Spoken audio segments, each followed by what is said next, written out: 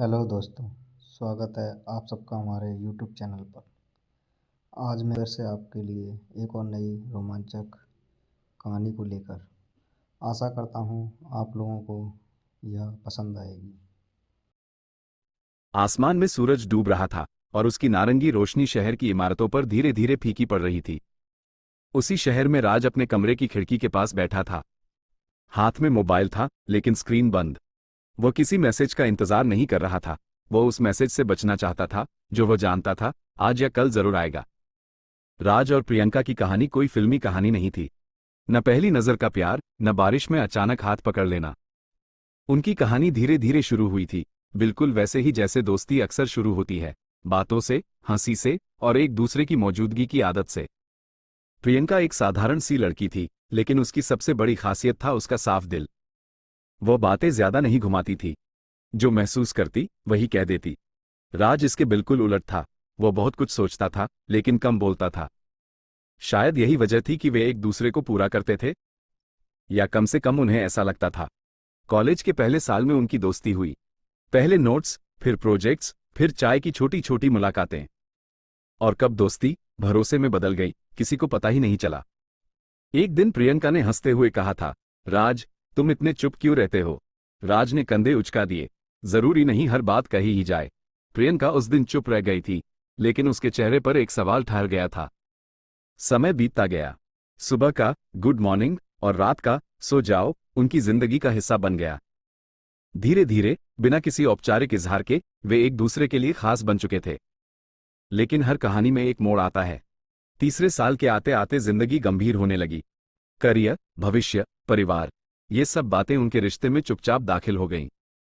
प्रियंका आगे की सोचने लगी थी। उसे रिश्ते में साफ दिशा चाहिए थी। एक दिन कैंपस के बाहर बैठे हुए प्रियंका ने अचानक पूछा, राज, 5 साल बाद तुम खुद को कहाँ देखते हो? राज चौंक गया। उसने आसमान की तरफ देखा, फिर सड़क की तरफ। पता नहीं, जो होगा देखा जाएगा। प्रियंका ने हल्की सी मुस्कान ओढ़ ली, लेकिन उसके अंदर कुछ टूट गया। उसे जवाब नहीं चाहिए था, उसे भरोसा चाहिए था। उस दिन के बाद बातें पहले जैसी नहीं रहीं। राज वही था, लेकिन प्रियंका बदलने लगी थी। वो अब ज्यादा सवाल पूछती थी, ज्यादा उम्मीदें रखने लगी थी। और राज, वो हर उम्मीद से डरने लगा था। राज को लगता था कि प्यार आजादी छीन लेता है। प्रियंका को लगता था कि प्यार जिम्मेदारी सिखाता है। दोनों गलत नहीं थे, बस एक दूसरे से अलग थे। एक शाम प्रियंका ने मैसेज किया, मिल सकते हैं? जरूरी बात करनी है। राज ने मोबाइल देखा, सांस ली और लिखा, हाँ। कैफे में हल्की पीली रोशनी थी। वही पुरानी जगह जहां कभी वे घंटों बैठा करते थे। आज वही टेबल, वही कुर्सियां, लेकिन माहौल बिल्कुल अलग। प्रियंका पहले ही आ चुकी थी। उसके सामने कॉफी रखी थी, लेकिन उसने एक घूंट भी नहीं लिया था। बार बार घड़ी देखती, फिर दरवाजे की तरफ, जैसे किसी का इंतजार नहीं बल्कि किसी पल का। राज अंदर आया।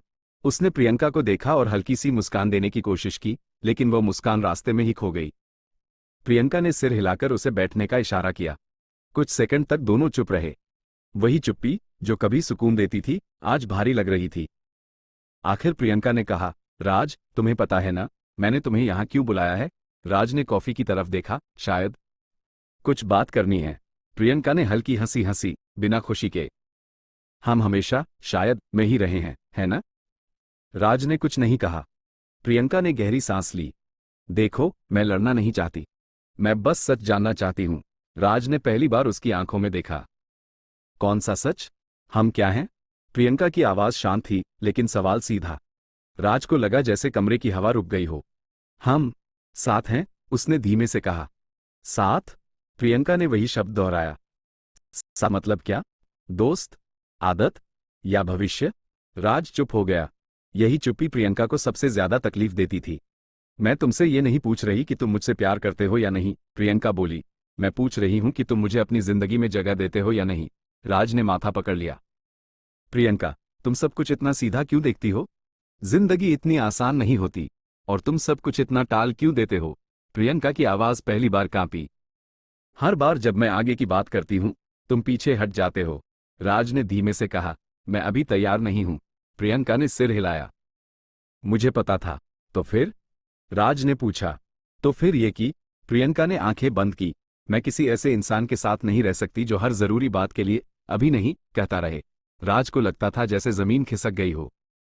तो यही है? उसने पूछा। प्रियंका ने सिर हिलाया। मैं तुमसे नाराज नहीं हूं, राज। बस अब खुद से नाराज नहीं रहना चाहती। उसने बैग उठाया, खड़ी हुई। तुम बुरे इंसान नहीं हो, बस मेरे इंसान नहीं बन पाए। और फिर वह चली गई। दरवाजा बंद हुआ। कैफे में वही रोशनी थी, वही आवाजें, लेकिन राज के लिए सब कुछ खामोश हो चुका था। कैफे से निकलते वक्त राज ने पीछे मुड़कर नहीं देखा। उसे डर था, अगर देख लिया तो शायद खुद को संभाल नहीं पाएगा। बाहर की हवा ठंडी थी, लेकिन उसके भीतर कुछ जल रहा था। उस रात राज देर तक अपने कमरे में बैठा रहा। मोबाइल हाथ में था। आदत से उसने चैट खोली। प्रियंका का नाम अब भी सबसे ऊपर था। आखिरी मैसेज वही था, मिल सकते हैं, जरूरी बात करनी है। उसने टाइप किया, घर पहुंच गई। फिर मिटा दिया। उसे समझ नहीं आ रहा था कि अब कौन सा सवाल जायज है और कौन सा नहीं। अगले दिन कॉलेज गया। वही रास्ता, वही क्लास, वही दोस्त। सब कुछ पहले जैसा था, बस एक चीज गायब थी, प्रियंका की मौजूदगी। वो सामने दिखी भी तो दोनों ने नजरें फेर ली। कभी जो आंखें ढूंढ लेती थी, आज बचने लगी थी। राज को पहली बार एहसास हुआ कि खालीपन कैसा होता है। ये शोर नहीं करता, बस धीरे धीरे फैलता है। रातें सबसे मुश्किल थी, जब दुनिया सो जाती है और दिमाग जागता रहता है।